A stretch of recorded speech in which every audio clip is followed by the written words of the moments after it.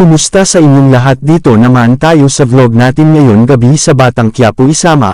Unang-una sa lahat ito ay video teaser lamang para ma-update sa Batang Quiapo. Huwag kalimutan follow at subscribe ang channel. Salamat po. Dito nga bumisita si Edwin sa tropa at nakipagkwentuhan dahil makipagkita ito kay Baldo kasi may transaction ito na pulbos kay Justin. At dito nakipagkita na si Edwin kay Baldo kasi sabi ni Baldo na wala pa daw malaki ngayon kasi naubos na bukas pa daw kaya dito umalis na ito.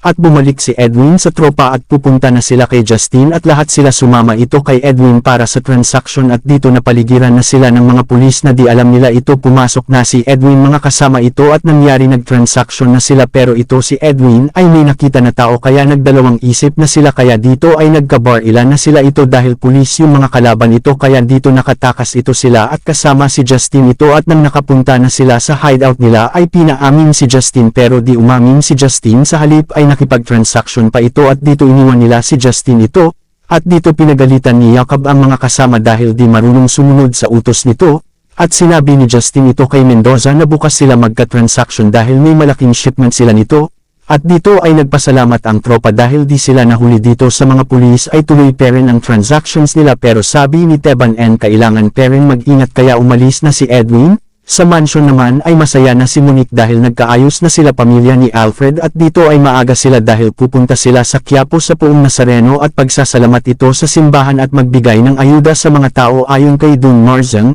Dito ay nahuli ni Severino si Edwin sa baba kung saan si Edwin ay papasok pa kaya itong dalawa nag-initan ito.